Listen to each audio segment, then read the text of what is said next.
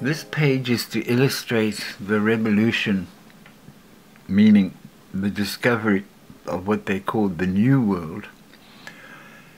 It's almost in their mind that until they knew about it, it simply didn't exist. And when they found it, they felt quite sure that it simply belonged to them. Well, it all started, this dotted line here was from Portugal, the route that Bartholomew Dias took around the coast of Africa to there, and one of his companions entered the homeland, the interior of the continent, and said, oh, it's perfectly safe for habitation, meaning their own people. Anyway, Dias returned by the way he came, and later on, from the same port, Vasco da Gama came and discovered what they call the sea route to the east.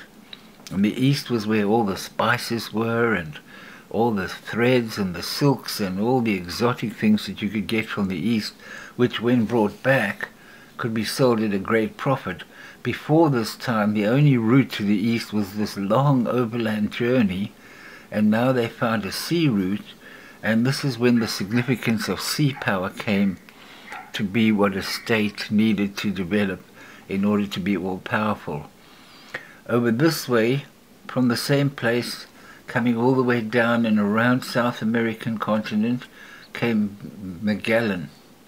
And he went in the northern part of Australia. There he comes out on the other side.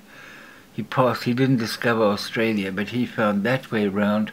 So this proved that the earth was round. You could go east and come back to your starting point, or you could go west and come back to your starting point. This trip here is the famous one that Americans commemorate, or a lot of Americans do. I don't think all of them do anymore. When Christopher Columbus went this way, and he didn't even really find America. He found these islands down here, and they were called America after a previous explorer called Amerigo, and America got named after him. And then this explorer from England, Cabot, he found this part of America. And there was a pattern. First came the explorer. He returned and said, I found a new world. The next person to arrive was the generals. So here we are, Cartier, Champlain, La Salle, Cortes, and Balboa. Pizarro. These were the men who came with blood and thunder and just wiped out anybody in their way. After them came the church, and they were forced to convert to Christianity. And after the priests came the business people, the profiteers, the ones who turned them all into slaves and made them work for the profit and prosperity of their overmasters, which was of course the European legacy. And this begins the whole history of the colonial expansion of the European powers. But what I'm illustrating in this point is the inordinate power of the Pope at this time. Here, at this Treaty of Tordesillas in 1494, the Pope awarded everything west of that demarcation, he gave that to Spain. And to everything east of that line, he gave to Portugal in 1493. At this time, the Protestant Revolution had been happening here, but there was no Protestant Revolution in Spain or Portugal. The Inquisition was too strong, so nothing like that ever came near Spain, and hence the strong Catholic tradition of all the South American countries, where Mexico was discovered, and I put it over here, the Mayans and the Incas, and the Aztecs were up here. And this is one of the objects which they found made of agates. This is the astrolabe, the all-important instrument that helped the captains get there. Here are all the ships, and they found these Mayan pyramids, and also discovered the potato. And that's when the potato was brought back to Europe from these journeys. Well, that's of interest. So this view of looking at the world is not a circle in the middle, but the circle coming from the two sides. So once these colonies were discovered and the Protestant Revolution was not yet born, the Vatican decided that they should rebuild the Church of St. Peter in the grandest possible Roman style, because they wanted to claim the Roman legacy. And to build this huge cathedral, it's really vast, they needed money. So they started trying to ask people to pay money, and if they paid money they would get absolutism and find entrance into heaven. Well, a monk at that time, his name was Martin Luther, he went on this grand pilgrimage on foot. He walked from Germany down to Rome, and he was a scholar of peasant stock. And he studied Latin and Greek, and he realized when he spoke to these monks, he realized that none of them understood a word of what they were saying in the masses. And that is incredible. If you have the power to save people's souls and you don't even know what you're saying in the ceremony, then he saw corruption. He also saw the luxury that they lived in and the security and the big meals they were having and the wine. So he was absolutely horrified. And he went back to Germany and he said, why are you giving money to this church? You can't win your way into heaven through donating money. You have to live by faith. So he created a big stink. And this is an artistic interpretation, but down came the facade, and he started calling the Pope Satan, because of all the Christians in the world, only the Pope spoke to God, and the Pope wasn't allowed to ever be questioned, and that's where he got his authority from.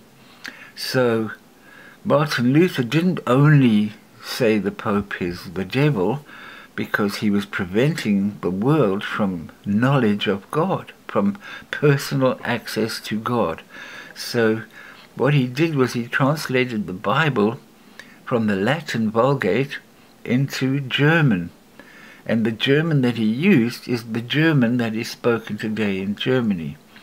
But the whole idea was that each person could learn the alphabet, learn how to read, and each individual person, by reading the Bible, could have a personal relationship with God. So he put the Pope out of a job, according to him. And in order to back him up, he said the king is the main power. He's the one that holds law and order, obviously, because he's got the sword. And at the time there was a peasant uprising in Germany, and Martin Luther encouraged the dukes and the barons, go ahead and kill, you will win glory for yourselves in heaven by the more brutally you treat these peasants. So, you know, he was now called Father Martin, and it's all rather sentimental, but he was a vicious brute in his way of talking. So he did bring the idea of individual conscience into the world, which is the greatest contribution that could have been made. So here's a vision of Martin Luther looking through his eye with horror and crossing out the authority of the Pope as the final word. And the Pope referred to him as, there's a wild boar released into the church, killing everybody. But even so, Luther stood for aggressive intolerance. He's the one that said, if anybody's a heretic with a wrong interpretation, burn them. But he was a reformer, and he translates the Old and the New Testament into vernacular German language. So this is my rendering of what he was like, if you're a human being. So that is how the authority of the Pope was put into question by a monk. And so here's the dilemma. There's this boy upside down, he's called Simplicissimus, simpleton. And how the hell did he know if the Protestants were the true church or the Catholic was the true church? If he answered, I'm Catholic, these people would immediately burn him. If he answered, I'm Protestant, these people would burn him. So life became absolutely intolerable between these two churches.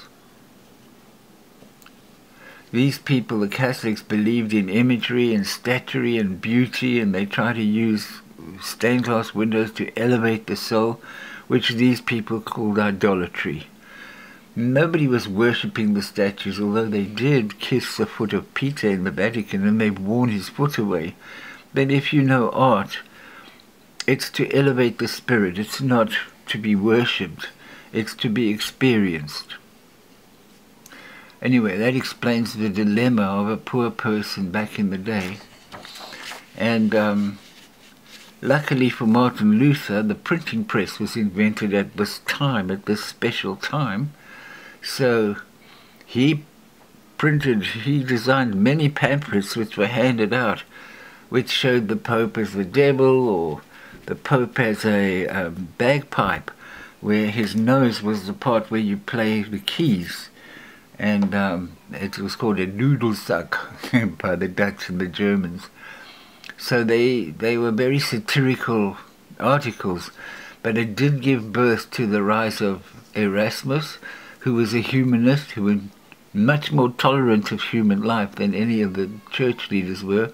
Thomas More was also a humanist and a Catholic. He was in England. This guy, Erasmus, was in Holland. Rabelais wrote this amazing book about these giants, Gargantua and Pantagruel, and oh my gosh, what a satire that was. And then this guy was an ordinary soldier who wrote what he called epistles of obscure men, of ordinary people in the world. So the printing press worked by the inker and the person who pulled lowered the press onto the paper. And the big key word here is literacy and paper. Whereas before this, all books were made by hand copying, painstaking hand copying on vellum, which was an animal skin.